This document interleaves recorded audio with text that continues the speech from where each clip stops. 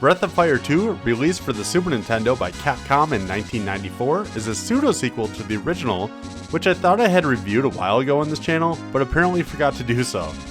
Breath of Fire 1 was, in my opinion, a mediocre game that felt rough and needed a lot of work before I could enjoy it more. The combat system was basic, the characters somewhat uninteresting, and certain parts to progress the story were pretty cryptic, and it was just an all-around lame experience. It was Capcom's first foray into the RPG genre, so I can give them some leeway. Breath of Fire 2, however, is an improvement in every single way.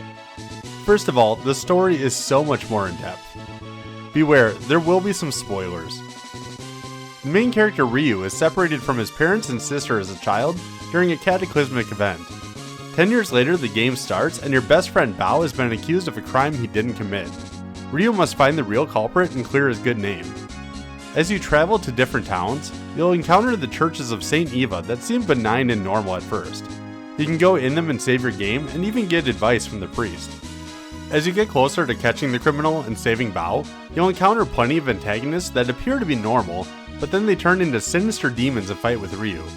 It turns out that these demons are using the followers of St. Eva as pawns to churn up support for the demon lord Death Evan, who is the true overall villain of the story. During your adventure, you'll meet several party members, and each of them has a fairly in-depth story as well.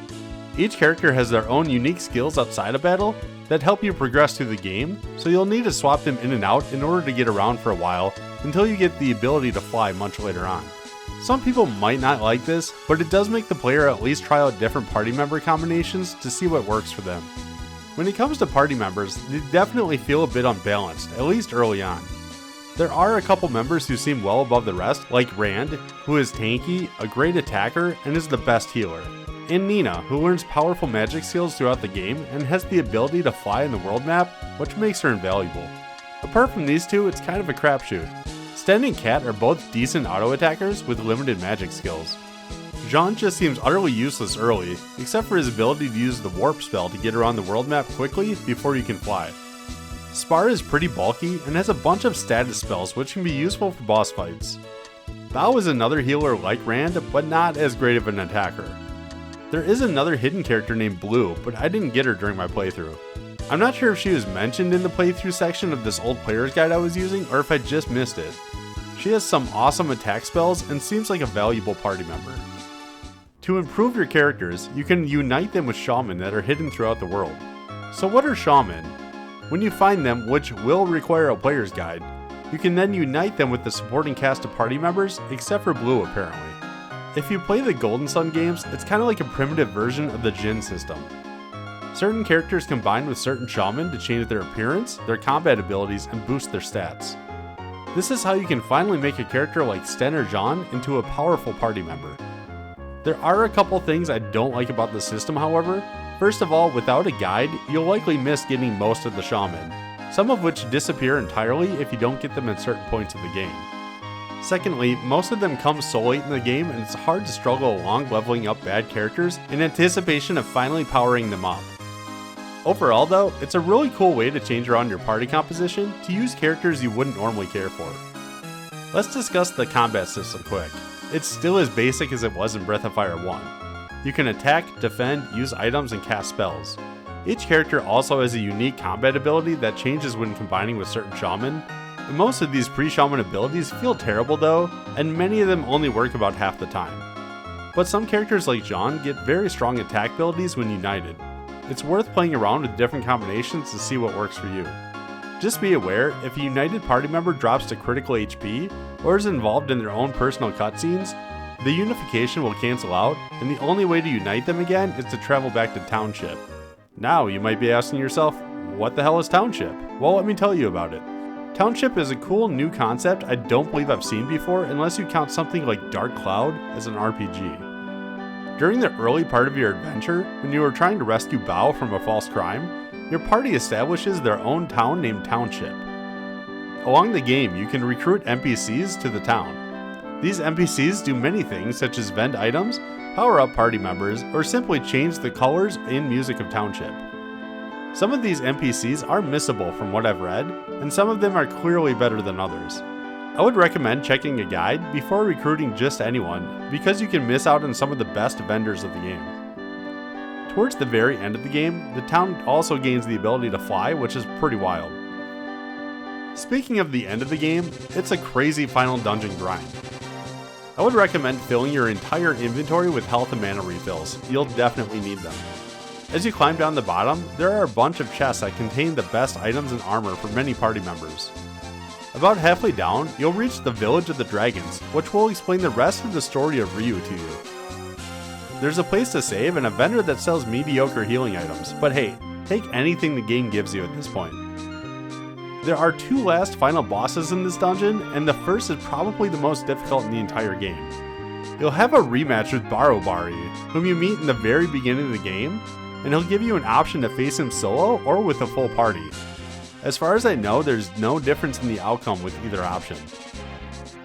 The solo battle though is extremely difficult and requires cheesing him with certain full recovery items in order to spam him with your strongest dragon transformations. The party battle is still tough, but way easier. After this battle, there's a much needed health refill and save point followed directly by the final boss himself, Death Evan. Now this is a real tricky dicky boss fight. If you go in blind like I did, you might be extremely confused. Death Evan kills your party members right before the final fight starts. It seems wild, but okay. So in the fight, Death Evan casts a spell that halves Ryu's HP each turn. You can smash away at him, heal up, and attack until your thumbs go numb. I mean, I did this for 20 minutes until I finally figured something fishy was going on. Looking it up, I apparently missed a spell that's acquired in a side room somewhere in this dungeon. Knowing that this could take up to an hour or more to backtrack, I set the game aside for a week until I wanted to redo the dungeon. Upon turning Breath of Fire 2 back on, I was met with this. Yep, that's a dead save battery, a good 40 hours into the game. This is the first time I've ever had this happen on an old cartridge, and it was at the worst possible moment. That sucks. Feeling defeated, I was looking for answers. Was I going to spend the time to replay a great game? Maybe. There is a Game Boy Advance remake that's probably pretty good, and I did miss some stuff, so it could be worth it, but that's still another 20 plus hours to get through. Struggling for a solution, it kinda hit me. I could just find a save point and play an emulator and finish the game. I totally found one too. Too bad it's for SNES, which is an old crappy emulator, but I was able to figure it out and face the final boss again. This is why you might notice a different name for Ryu and a different party composition. So this time against Death Evan, I used a spell called Infini, which I missed during my first play. That revived all of the dead party members, and the rest of the battle is a long but easy breeze. I won't go into all of the other nuances with the story because there's quite simply a lot going on and it's largely enjoyable. Let's just go over some of my other likes and dislikes in no particular order before finishing the review with a final grade. First of all, I really like the amount of secret things in Breath of Fire 2. There are spells like Chop Chop that you can get depending on the actions you take at a certain restaurant, which is amazing to use on high defense enemies. There's apparently at least one false ending to Breath of Fire 2 depending on the choices you make during dialogue options. For example, right before the final dungeon, there's an option to just not go in. From what I know, the game will end right there and give you a different ending. Unfortunately though, for this playthrough, I didn't save right before this option, and I didn't feel like gambling the last hour of game time to try this out. The ability to customize Township is a unique thing and promotes a lot of replayability. There's a minigame similar to Dragon Quest's mini medals where you can find these Tolan coins and turn them in for equipment. The uniqueness of different party members combined with the shaman system lets you try out so many different party variants, and you can play this game over and over until you find your favorite combinations. There's also a hunting and fishing system that I barely explored during my playthrough that can give you many powerful healing items or currency to buy better equipment without the added effort of grinding experience from enemies. And I absolutely love that they included a world map by pressing select in-game. Every RPG should have this as an option. Breath of Fire 2 is not a perfect game, however, so let's touch on a few things that could have used improvement. Early in the game, until you get Jean to a high enough level where he learns Warp, you must painfully walk around the world map, constantly going from Township and back to new unexplored areas. during which time there is an abundance of random enemy encounters. Speaking of encounters, if you despise a high random battle rate, this is probably not the game for you. Every few steps seems to spawn a battle, and it's very hard to run away from them. There are items and abilities that can supposedly reduce this rate, but it's hardly noticeable from what I can tell. Many of the characters feel like meat shields until you unlock their unique shaman unifications, which come much later in the game. I found it really hard to justify using Jean or Cat unless you spend the time to power level them at various points. Spells are largely bland. The higher level you get, the stronger spells you learn, making the earlier spells essentially useless immediately. Enemies do have a spell type weakness, but generally later spells equals higher damage. Debuff spells miss a lot and don't work on some of the stronger enemies, which makes them largely bad in my experience. Slightly less important, there are plenty of translation errors that occur. Sometimes no means yes, among other things. Lastly, Capcom did this weird thing where the equipped accessories have an entirely cryptic description or seemingly do nothing. I don't like this design. Just tell me exactly what they do, please.